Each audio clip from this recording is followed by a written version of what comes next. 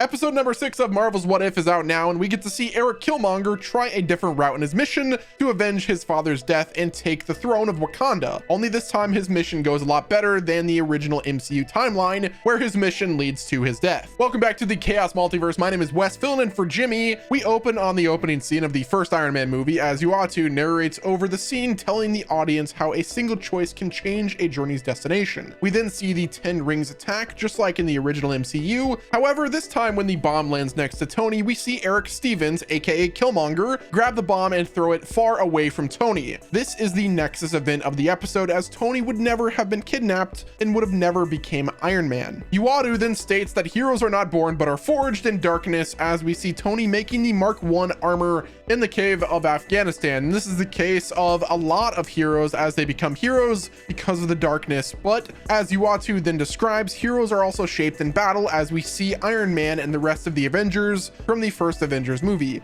Uatu then shows us the moment when Iron Man snaps his fingers in Avengers Endgame to defeat Thanos' army, as the Watcher says that heroes are defined by their sacrifice. This is a sad moment as the audience is presented with the story of Iron Man and how he saved the universe, but Uatu turns it around and tells us that the universe has lost a hero and has given a villain a new chance in comparison to the original MCU timeline. We cut to Killmonger and Stark at a press conference as one interviewer asks if the attack has changed Tony. In the MCU, Tony realized that his weapons were being used against them, and so he stopped manufacturing weapons and decided to become Iron Man. However, the fact that he was not kidnapped changed his mind, and now Tony wants to make even more weapons to combat groups like the 10 Rings. During the interview, Christine Everhart asks Eric how he knew about the attack when he was stationed far away. That's when Eric reveals that he has been undercover in the 10 Rings and found out about their assassination attempt on Tony. Stane tries to silence Eric, but Eric reveals to the press that Obadiah Stane, Stark Industries COO, has been given money to the 10 Rings and has given them weapons to kidnap Tony Stark. Tony gets security to fight Stane, but then he fights them off until Happy gives the finishing blow and tells Tony he never liked Stane. In the original timeline, Obadiah became the Ironmongerer, but here he was arrested far before he could become an even bigger threat to Tony. Tony has a party to celebrate the fact that he was saved and asks Eric to be his next COO instead of Stane, and describes their relationship to be similar to Butch and Sundance. Butch and Sundance were outlaws back in the 19th century, but were both killed by the Bolivian army, which Pepper refers to here by telling Tony that they both died. This is already foreshadowing Tony's death towards the end of the episode. Tony even states that the reason he wants Eric to be the new COO is because Killmonger is a killer and he needs a killer, both figuratively and literally. Eric accepts the offer as they both chant for killer. Pepper leaves the party and meets with Rhodey and asks what information he has on Killmonger. In the first Iron Man movie, Rhodey was played by Terrence Howard, but similarly to episode 3, where Bruce Banner was changed to match the recasted Mark Ruffalo. This episode follows suit with Don Cheadle playing as Rhodey. Rhodey tells Pepper that Eric is a good soldier and even went to MIT, which explains his knowledge on drone tech in this episode. After the party, Tony shows Eric his garage, where originally Tony worked on his Mark II suit, but in this universe that isn't the case. Eric notices a weapon and picks it up, as Tony describes it as a smaller version of the repulsor technology used in the Jericho missile. Now, in the original timeline, this tech was used for the Iron Man suit, but instead Tony used this tech for the Liberator drones and this weapon that Pepper seems to use later in the season, according to the trailer footage. We also see Eric quote Howard Stark by saying peace is having a bigger stick than the other guy, which is the same thing Tony quotes in the first Iron Man movie with his interview with Christine Everhart. Tony and Eric bond over the fact that they are both trying to make their fathers proud, and Tony even agrees to help Eric finish his combat drone that he has been designing. However, when talking about his father, Eric tells Tony that his father died because of gang violence, which we know isn't the case because his father was killed by T'Challa's father, T'Chaka. Eric must be lying to Tony here just so his plan goes smoothly, which is probably to steer Tony into helping him. We even see a fragment of the hero Tony Stark would have become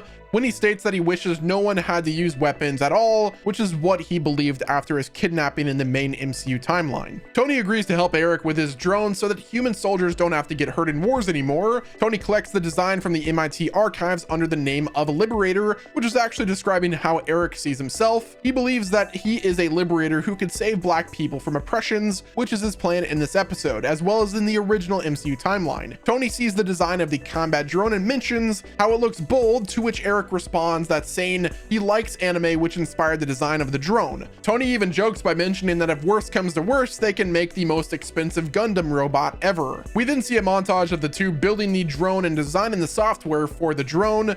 We see Eric being scanned by a computer so that his fighting style can be integrated in the drone software. The final drone design shares a similar design to the Hammer drones in Iron Man 2, but the biggest difference is these versions are green in color, which are made of vibranium alloy and are much more advanced. Tony even tries to record a test of the drone similar to how he records himself testing the components of the Mark II back in the first Iron Man movie. The two realize that they both need a better power source, and Tony suggests miniaturizing an arc reactor, but then states that is a stupid idea. This is obviously a reference to the fact that Tony built a miniature arc reactor to power his Iron Man suit up until Iron Man 3. Killmonger then suggests using vibranium and turning it into a self-sustaining energy source. Tony agrees, but says that his father used the last bit of it during World War II for Captain America's shield, but Eric shows Tony's grandfather vibranium ring and tells Tony that there's much more vibranium around the world. Tony scans the ring and the vibranium atomic structure shows up as a hologram, which confirms to us that the new element that Tony made in Iron Man 2 to replace the palladium core is an artificial version of vibranium. Eric tells Tony that they'll need even more vibranium as we cut a hologram of Ulysses Klaue as Tony, Eric, and Pepper discuss asking Klaue for more vibranium. Pepper disagrees as it makes it seem like Stark Industries is working with black market dealers, and so Eric suggests sending Rhodey to get more vibranium so that it becomes a military deal. We cut to the base that Klaue sets up as Rhodey asks Klaue for the vibranium.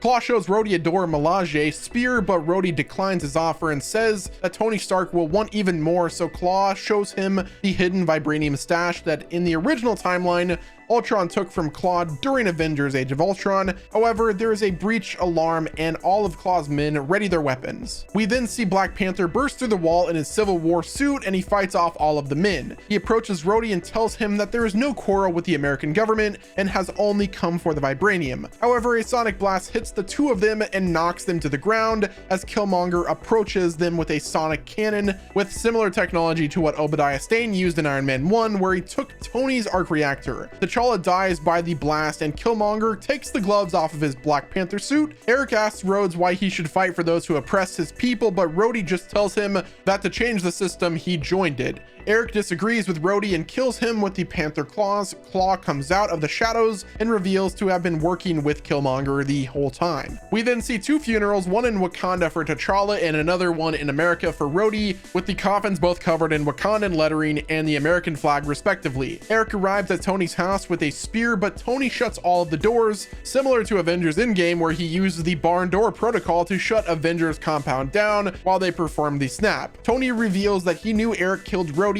and so he sends out the finished Stark drone after Killmonger. Eric battles the drone with the Dora Milaje spear and destroys it, and then he throws the spear at Tony, and Eric shows Tony all of the scars on his body to symbolize all of the people he has killed. It looks like he has less scars than he did in Black Panther movie, but this is probably due to the fact that this will take place 8 years before the events of Black Panther in the MCU. Tony tries to argue with Eric that they are very similar and that they both have fathers that they are trying to honor, but Eric tells Tony that the difference between them is that only Eric can see the difference as he kills Tony before adding another scar. The next morning, Tony's body is recovered. Thaddeus Ross tells Pepper and Eric that they believe a Wakandan killed Tony, so they will attack Wakanda with Eric's Liberator drones. Pepper doesn't agree with the plan, but Ross tells her that the US military have ownership over all of Tony's assets and weapons, and she can't do anything about it. We then cut to an assembly line where lots of Liberator drones are being manufactured, now with a vibranium alloy. Eric leads the drones into a military cargo planes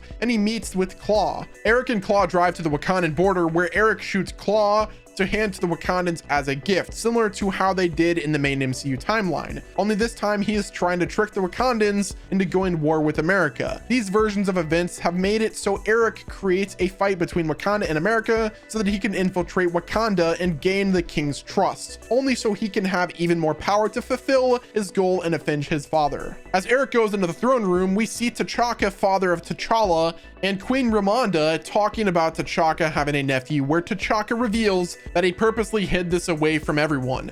T'Chaka feels guilty over the fact that he left Eric as a child, and so he listens to Eric's warning about the US sending drones to attack them. They agree on a plan to bring the drone in the force field and then close it behind them so that their connection breaks, which disables the drones. We then cut to the Wakandan army by Queen Ramonda, revealing to us that before Oki became the general of the Dora Milaje, T'Challa's mother held that role. The Wakandan chant Yamambe as they have done before during the Battle of Wakanda and the Battle of Earth. In the distance, hundreds of the red lights appearing, showing the drones approaching, so T'Chaka opens the shields for the drones to come through. Meanwhile, General Ross is watching these events unfold and realizes that the Wakanda is not a third world country and is in fact very advanced. However, the camera feed gets disabled as T'Chaka closes the force field behind the drones, which disables their network. T'Chaka thanks Eric, which tells him that he has made his uncle and father very proud and that Eric always had a place in Wakanda. However, Eric secretly pulls out a backup transmitter and reactivates the drones, so the Wakandan army are forced to charge the drones to protect Wakanda. Eric even jumps on one of the Wakandan rhinos as seen in the Black Panther movie while holding a vibranium spear to join the fight. The Wakandan army start defeating the drones fairly easily